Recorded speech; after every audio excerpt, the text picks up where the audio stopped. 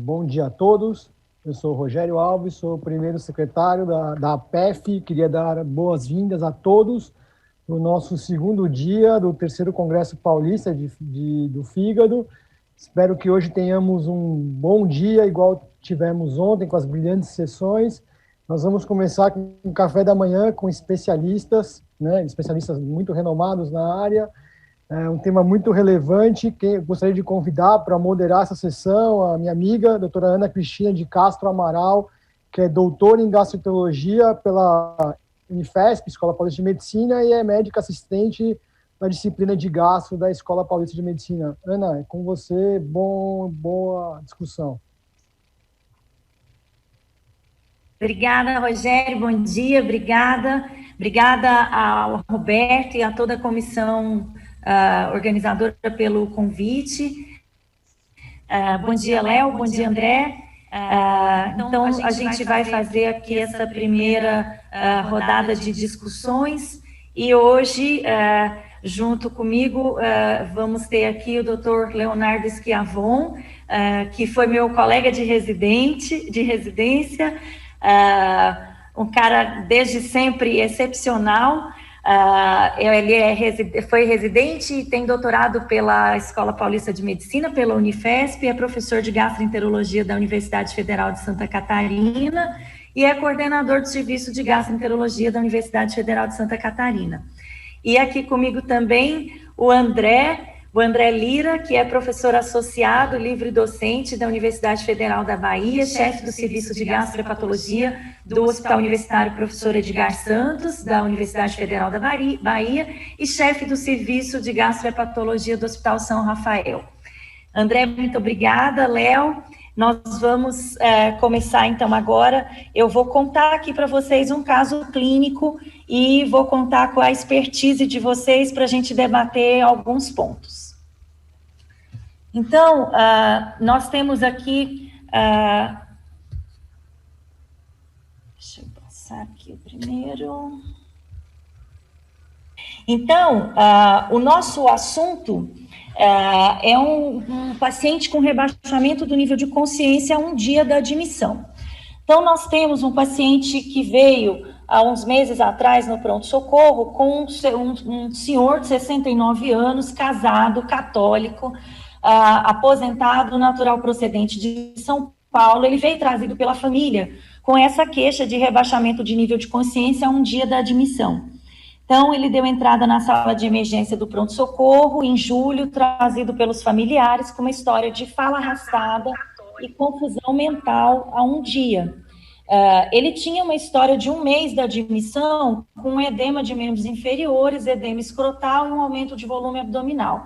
Não tinha quadro doloroso, nem febre, tosse, nenhum quadro respiratório, nem alterações urinárias e não evacuava há 3 dias. Não tinha nada no interrogatório sintomatológico e de antecedentes, era um paciente que foi obeso por vários anos, nos 2 últimos anos notou alguma perda de peso não quantificada e notou uma perda de massa muscular, um diabético tipo 2 que vinha em uso de metformina e sitagliptina, hipertenso, sendo que nos últimos anos ele teve uma possibilidade de redução de dose de antihipertensivo e estava com uma dose de losartan 50 miligramas por dia. Ele não foi necessitando de tanto antihipertensivo, foi diminuindo doses nos últimos anos. Não tinha história de doença coronariana manifesta, nem cardiopatia, evento cerebrovascular. Era um paciente ex-tabagista que fumou dos 20 aos 65 anos e também etilista dos 20 aos 65 anos, 2 doses de destilados, mais 3 cerveja por dia, daí mais ou menos um total de 90 gramas de álcool por dia, que tinha parado há 4 anos.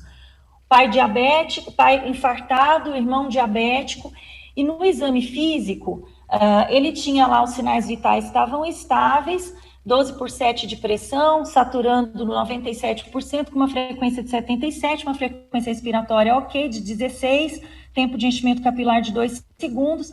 Era um paciente que vinha com um Glasgow de 9, com presença de eritema palmar e tinha telangiectasias em tronco.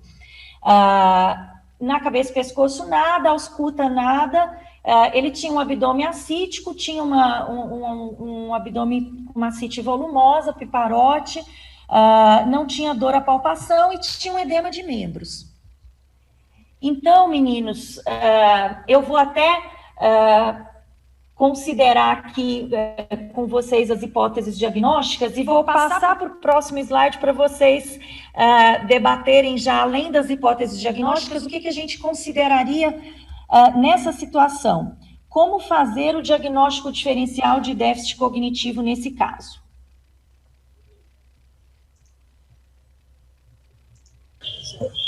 Eu posso... Já é para comentar, Ana? Isso. Sim.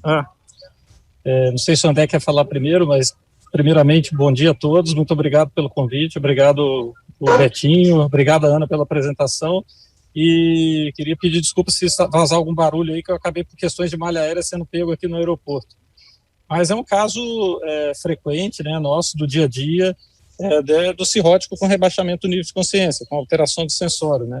E é muito importante nesse caso, basicamente, a anamnese e exame físico, eles são o ponto fundamental aí do diagnóstico, e aí abordar questões de presença de doença hepática prévia, o contexto do aparecimento, como que apareceu essa alteração do sensório, os sintomas associados, episódios anteriores e os achados de exame físico geral e neurológico, né, porque realmente isso é o ponto fundamental.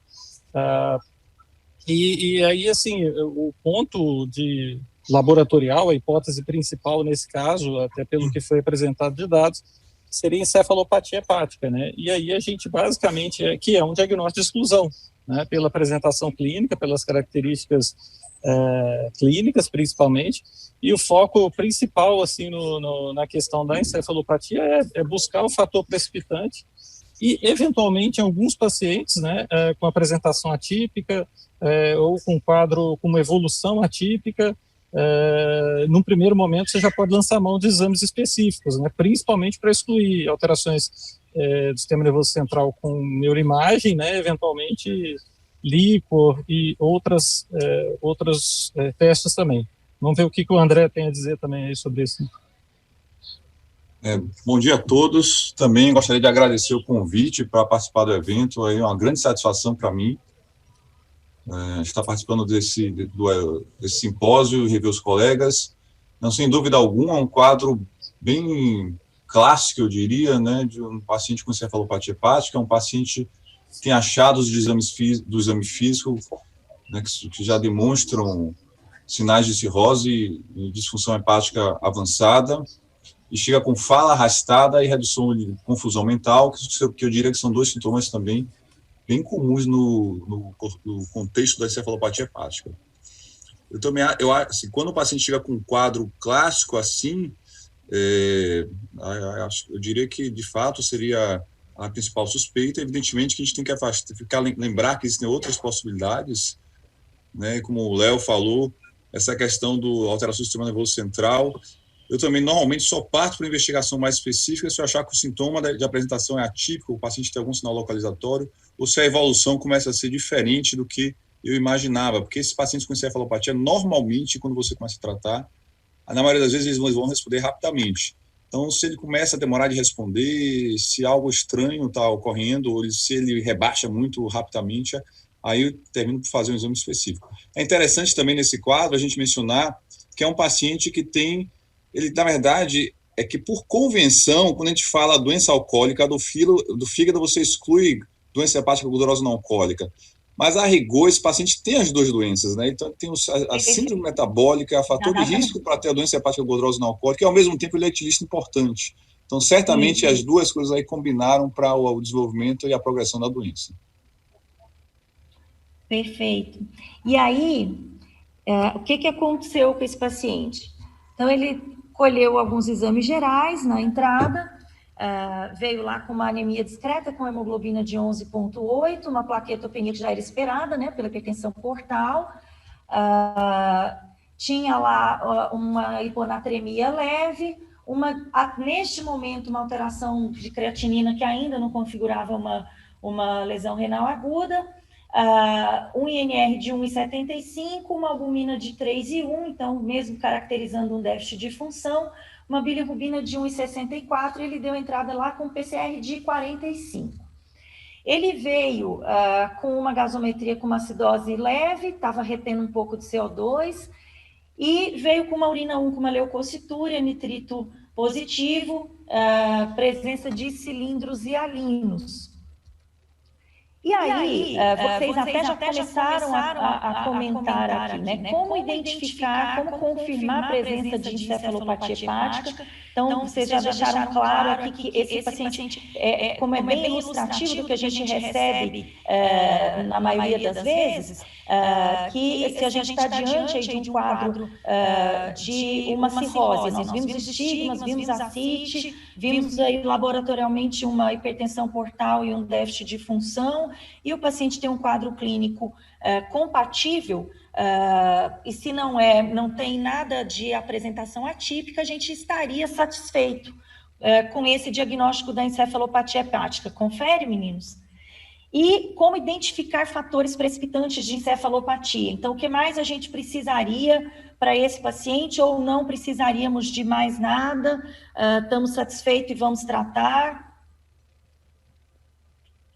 Esse comentário é importante, quer dizer, o paciente com quadro clássico de encefalopatia, o diagnóstico é clínico, então é um diagnóstico basicamente clínico.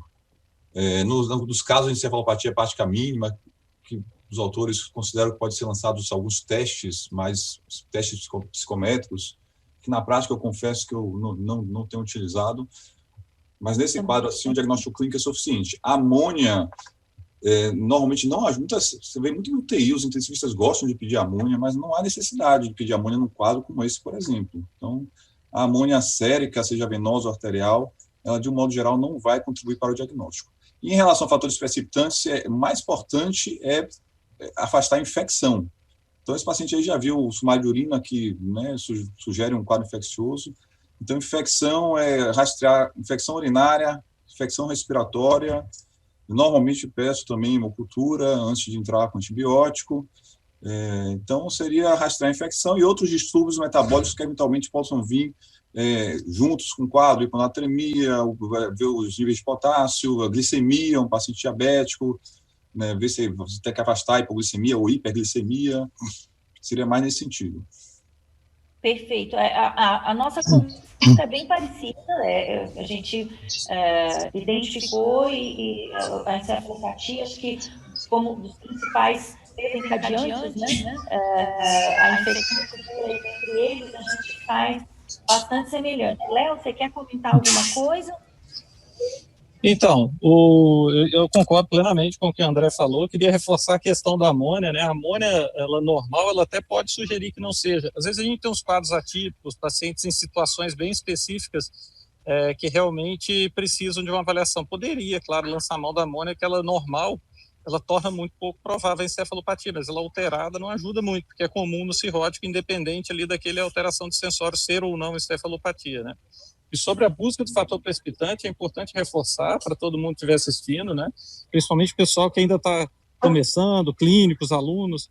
Esse é o ponto principal, né? Eu costumo dizer que assim, o paciente morre basicamente do fator precipitante e a encefalopatia ela é um achado, eu não diria secundário, porque ela tem um impacto prognóstico importante e é importante também o manejo, mas ela normalmente não é o que leva o paciente ao desfecho fatal, né? E a gente tem uma rotina no hospital universitário, que é mais ou menos essa que vocês comentaram, a gente faz o rastreamento infeccioso, ele inclui hemograma, radiografia de tórax, urina com urocultura, hemocultura e paracentese diagnóstica, que a gente tem que sempre realizar nesses pacientes, né? Avaliar por toque retal, presença de sangramento, quando for o caso quando tiver suspeita, né? Os eletrólitos, e esse paciente... ele estava usando metformina, quintial-de-A aparentemente é segura, raramente evolui com acidose lática, é uma complicação bem rara, mas a gasometria eu acho que foi ainda mais importante nesse caso também. Outra coisa, a constipação que ele tem, claro, mas aí já vai fazer parte do tratamento. E a gente tem como rotina em todo cirrótico que interna com descompensação aguda fazer um ultrassom com Doppler de sistema porta, de vasos hepáticos também, ainda que isso pode ser escalonado, né? A gente faz para todo paciente que interna, claro, usando bom senso. Tem pacientes que internam com muita frequência e não precisariam fazer, tem exame recente, mas aí no caso eu acho que seria uma lembrança interessante também. Perfeito. A gente compartilha da mesma opinião, e foi legal até você ter lembrado, Léo, dessa questão da obstipação, porque a gente vê em emergência, é muito frequente se valorizar bastante a obstipação, né? E a gente vê aqui que, apesar desse paciente estar obstipado, ele tem um indício de um foco infeccioso urinário.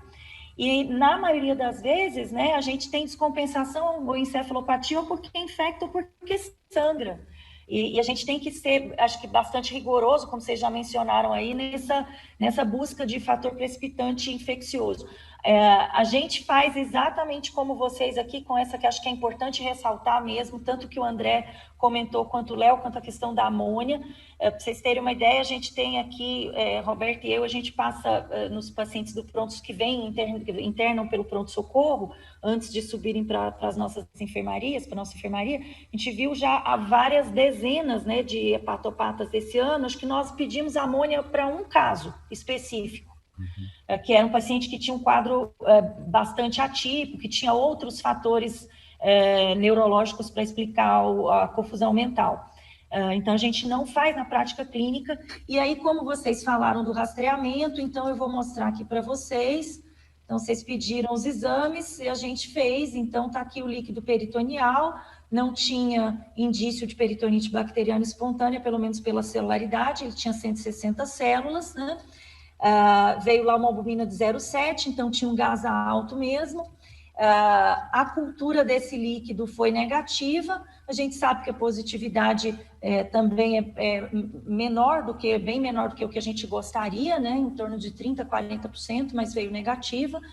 As hemoculturas que vocês comentaram também, André comentou, né? Vieram negativas, e na cultura de urina realmente cresceu uma Escherichia coli, que era resistente a ceftriaxone e quinolonas e sensível a pipetazo. E aí, esse paciente foi intubado. Então, ele evoluiu, foi um paciente que evoluiu rapidamente com piora desse rebaixamento de nível de consciência. Ele foi intubado, sedado com propofol e fentanil, fez uma oligúria. Aquela creatinina que estava de 1,17, se não me engano, na entrada deu uma aumentada. Tinha sido iniciado ceftriaxone para ele na entrada, depois foi trocado para pipetazo guiado por culturas, iniciada a expansão plasmática com albumina, quando ele subiu um pouco a creatinina.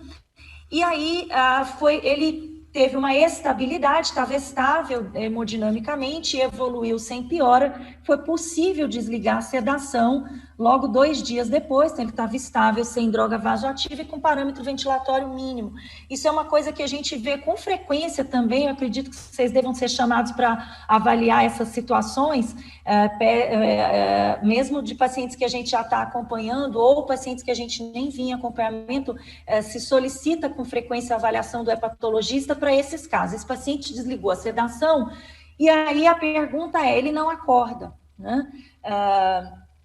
O que fazer com esse paciente?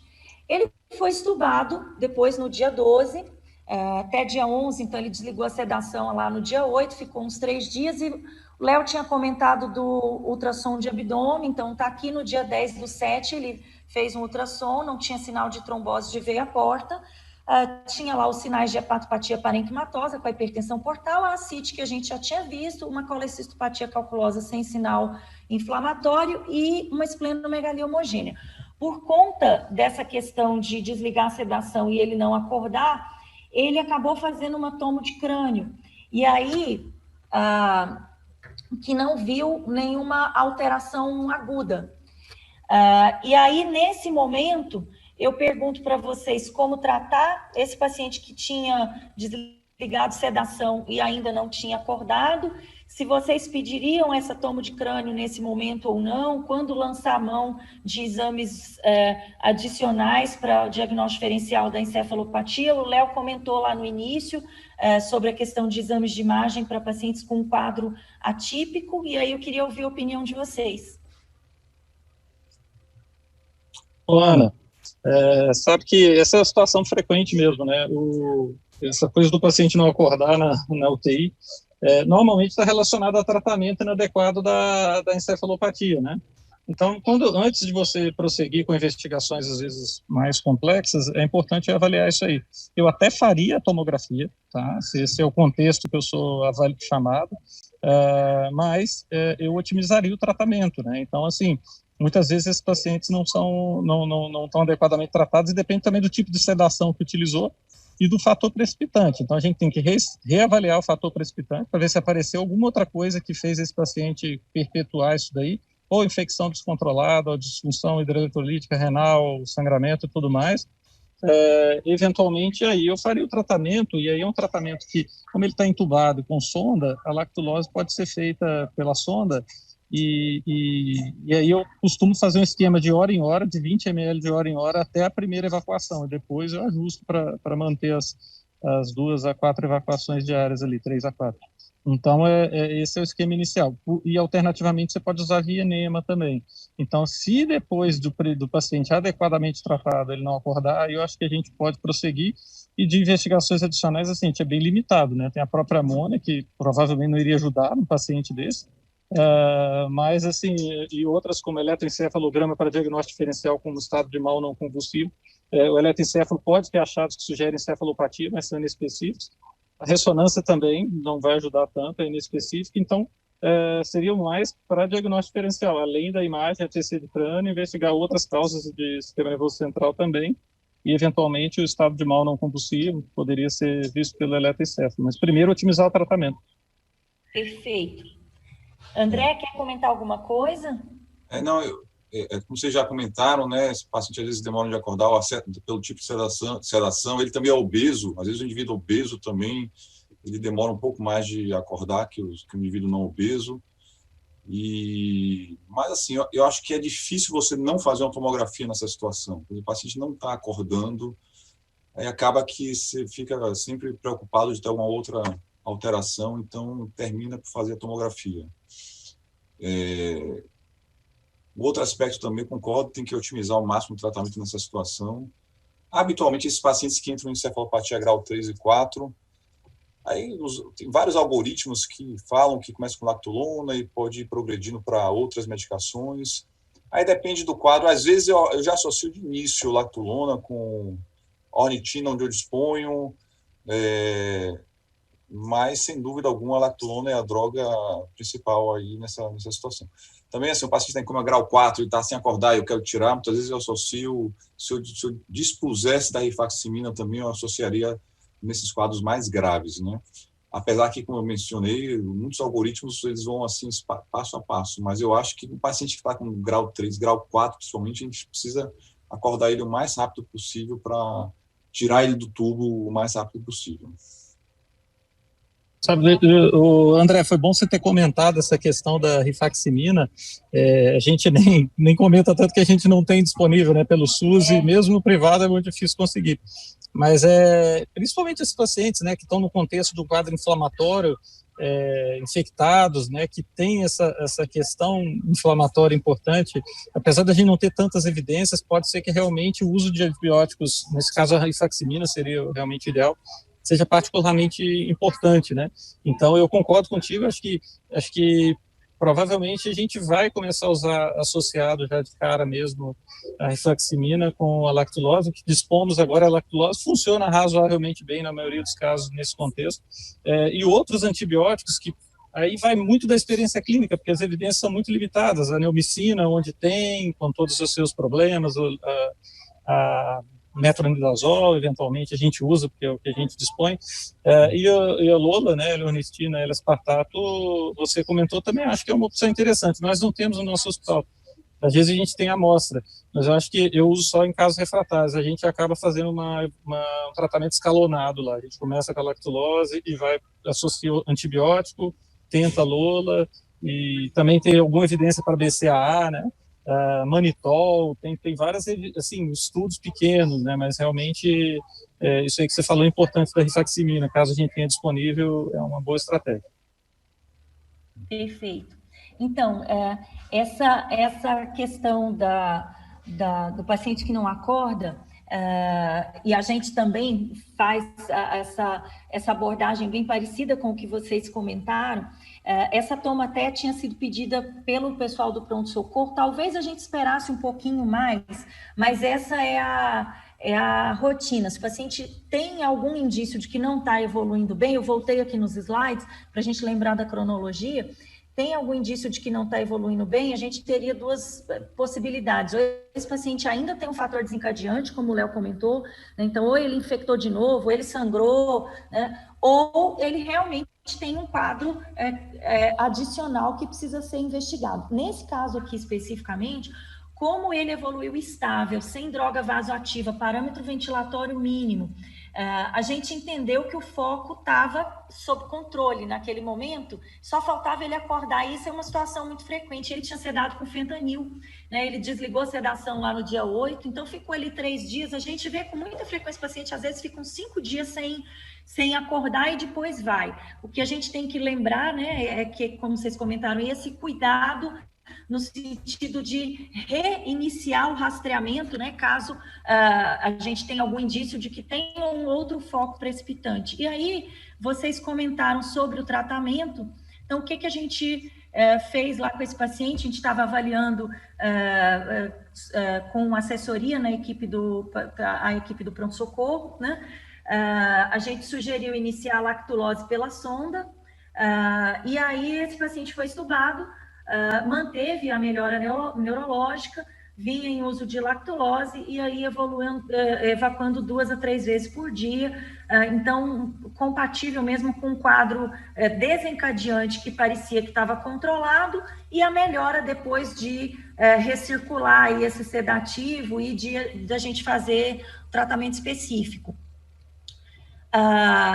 Ele tinha feito aquela lesão renal no início, que teve aqui alguma melhora, né? Depois que a gente expandiu, aqui foi quando ele foi estubado, e aí o problema é que depois ele teve uma queda de hemoglobina importante, ele não tinha exteriorizado sangramento pela sonda antes, teve uma queda de hemoglobina importante, piorou novamente a lesão renal, deve ter feito um pouco de isquemia aqui, subiu bastante transaminases, e alargou o INR, voltou a subir proteína C reativa, e aí nesse momento, infelizmente, esse paciente teve um sangramento muito volumoso e o desfecho não foi favorável, apesar da gente ter conseguido controlar inicialmente, ele evoluiu para óbito.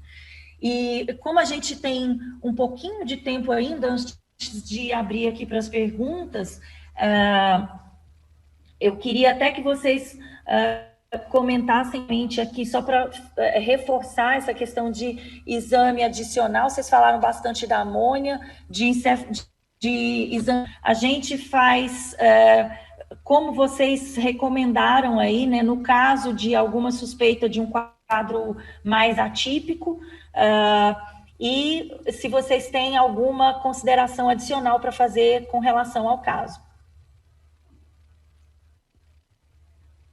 Esse paciente é um paciente que, quando ele chegou, até a impressão inicial, a gente olhou assim, ele chegou sem a CLF, né? Se eu não me engano, aqui no início, ele não fechava com a CLF, quer dizer, a impressão até que ele tinha maior chance mesmo de um desfecho favorável. Mas, ao longo do caminho, ele teve a intercorrência da hemorragia digestiva, que eu não sei se surgiu outra infecção. Às vezes, surge uma infecção que contribui para precipitar a hemorragia digestiva. Aparentemente, ele não tinha nenhum sinal de que reinfectou, né? O hemograma estava normal, não precisou de droga vasoativa antes da hemorragia digestiva.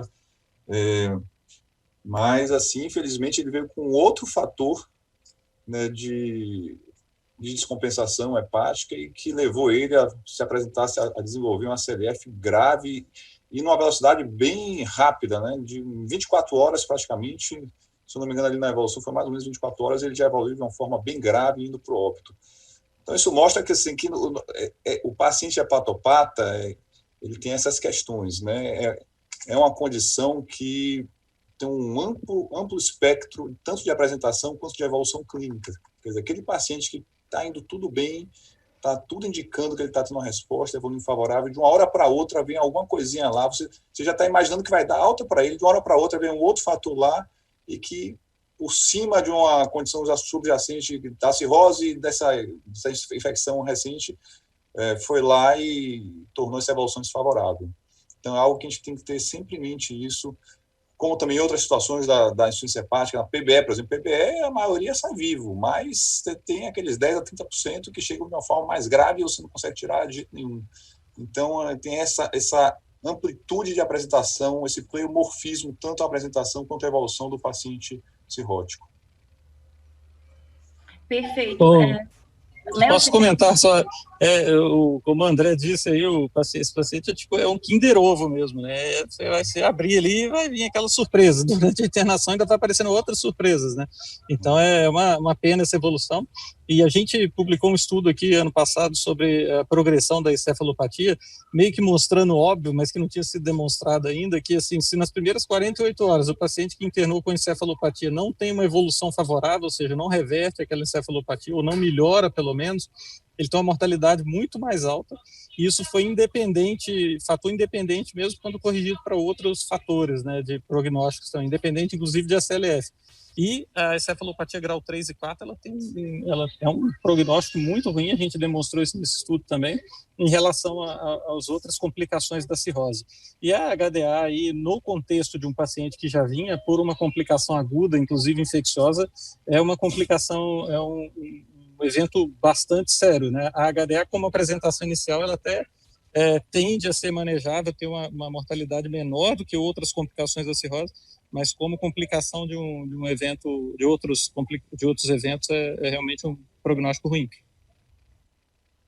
Perfeito. A gente teve a mesma impressão, André, que você comentou aqui, que esse paciente infectou de novo.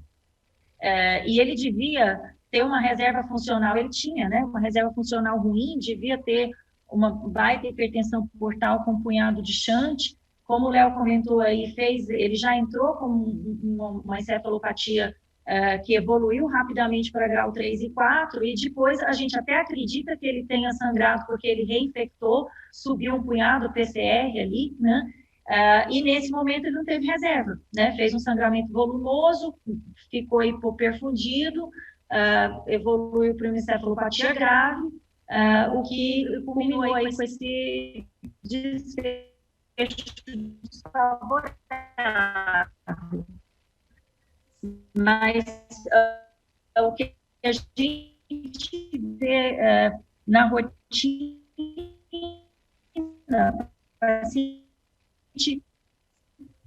volta a piorar da encefalopatia, podemos procurar. A residente comentou ontem aí, a gente não tinha um foco, apontava com uma secreção muito boa, avaliação de parte mole, e ontem ela ligou e comentou, o paciente achou lá um abscesso na perna, uma coleção. Então, assim, esse rastreio, como vocês comentaram, e essa reavaliação, vamos rastrear de novo, né? Eu acho que é de fundamental importância para a gente evitar essas, como vocês disseram aí, quando vocês disseram, né, essa surpresinha, né?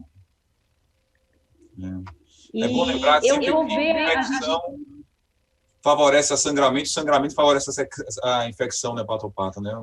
Exatamente. E se vocês não quiserem comentar mais nada por enquanto, porque vocês ainda não vão ter as perguntas, que eu acho que o pessoal vai querer mais comentários de vocês, eu vou ver se eu consigo acessar aqui as perguntas da plateia. Enquanto você acessa aí... Enquanto você acessa, queria só fazer um comentário sobre as questões nutricionais, né, já que a gente está com um tempo aí, da questão da dieta hipoproteica, de voltar à dieta o quanto antes, às vezes até num paciente mais avançado assim, com encefalopatia 3 e 4, a gente tem que deixar em jejum por um tempo ou fazer uma restriçãozinha por até 24 horas. Mas sempre tem isso como meta, tá? Voltar a proteína, principalmente proteína de origem vegetal, mas a 1,2 até 1,5 gramas por quilo dia, manter o aporte calórico, isso tudo é super importante no cirrótico e tem relação com o desfecho, né?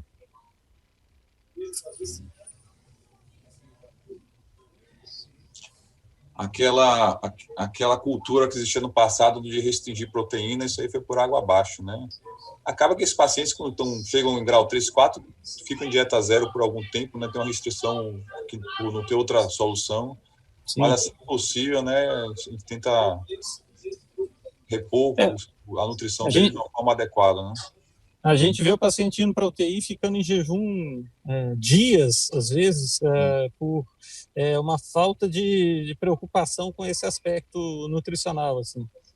Porque vai fazer uma endoscopia, e vai fazer endoscopia daqui a 3 dias, porque não viu bem, não querendo passar sonda, porque a gente vai... E aí fica nessa questão que acaba piorando o desfecho do paciente, né? Esse paciente, o jejum de um dia para eles é equivalente a vários dias, né? Essa questão nutricional, e eu falo que a gente tem que ter um cuidado para não fazer iatrogenias nutricionais, porque aí é isso, o paciente tem HDA, aí fica de jejum, vai para endoscopia, jejum, aí vai fazer jejum, vai amanhã, jejum, né? E eu acho que se a gente atentar, pelo menos para não fazer essas iatrogenias nutricionais, a gente está tendo um grande avanço, né? Nós temos uma pergunta aqui que os meninos até já comentaram algo, se vocês costumam usar L-ornitina EV nesses casos, fazem também teste com flumazenil, se pudessem indicar esquema de sedação, o que indicariam? Excelente. Querem comentar? Num dos hospitais que eu trabalho, eu uso a ornitina venosa. Então, é algo que a gente usa com bastante frequência. A gente não tem, senão até usaria, apesar de que as evidências parecem são mais para via oral, como de redutor de amônia e tal.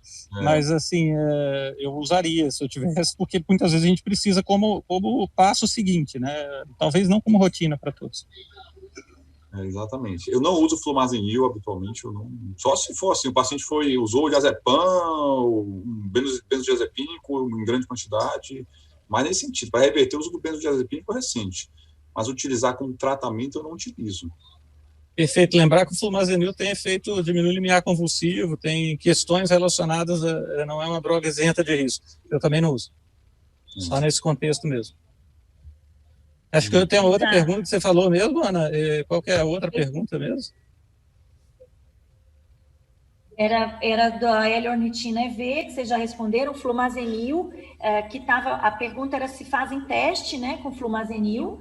Vocês acabaram de responder. E se pudessem indicar um esquema de sedação, um que fosse preferencial, eu entendo que seja isso. O que vocês indicariam? Normalmente indicar o Propofol, evitar benzodiazepina, midazolam como sedativo. O fentanil acaba sendo muito difícil fazer sedação só, eles não costumam utilizar sedação só com Propofol e acabam associando fentanil, tudo bem, mas isso aí que você falou, esses pacientes têm, principalmente quando faz disfunção renal, esses opioides têm um efeito longo e pode ter um efeito residual. Mas basicamente o Propofol, né, André? Acho que é isso, o que a gente recomenda. Também. Lá da mesma forma, isso é o protocolo.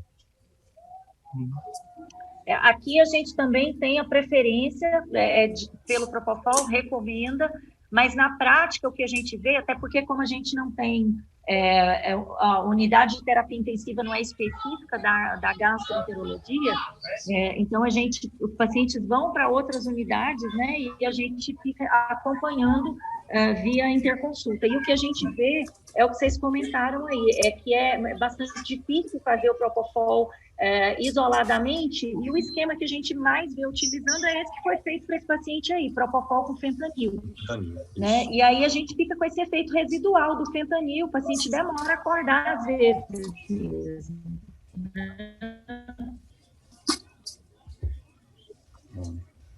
É verdade. Vamos ver se a gente tem mais alguma pergunta.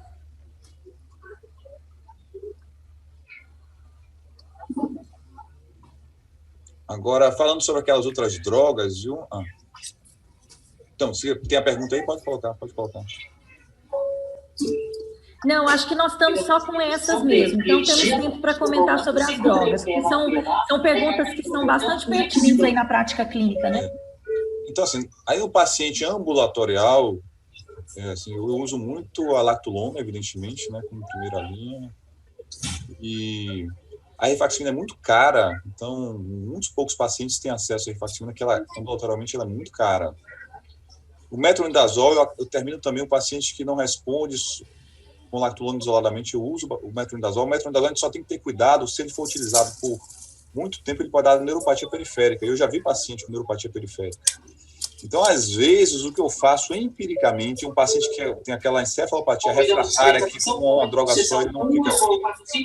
Às vezes eu uso metronidazol por uma semana, descanso 1 ou 2 semanas, aí volto a usar de novo, o paciente refratário. O Epamez também é oral, muitas vezes, nesses casos mais refratários, às vezes eu associo, mas lembrando também que o Epamez não é uma droga tão barata assim. Então, não é caríssima, mas para muitas pessoas não têm acesso. Então, naqueles que não têm acesso, sempre possível a lactulona isolada.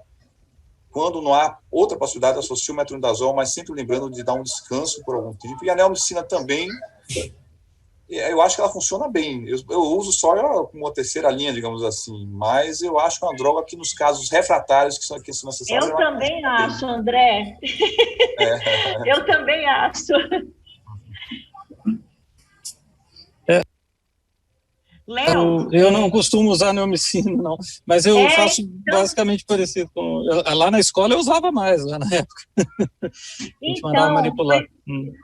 Foi legal surgir esse comentário, já que acho que nós temos 2 minutinhos ainda, eu vou explorá-los. A gente sabe, eu tenho a mesma opinião de vocês, assim, eu particularmente tenho uma impressão muito boa do pouco que eu já usei de rifaximina, porque não está disponível amplamente, né? Então, já usei para alguns poucos pacientes de consultório, e o que tem na literatura realmente é muito animadora, é muito segura, eficaz. A minha experiência pessoal é excelente, uma droga super bem tolerada, mas a gente sabe que não tem na prática clínica para principalmente também não tem Epamers, nós também não temos aqui, como você lá, Léo, a gente tem quando tem amostra, né? Mas a L-ornitina a gente usa lá no último passo da nossa escadinha, como o último dos últimas instâncias. E aí, na segunda linha, depois da lactulona, a gente acaba ficando com esse impasse aí, fazer um curso de poucos dias de metronidazol, usar a neomicina. E eu acho que aqui a gente já teve uma tendência de metronidazol, é isso?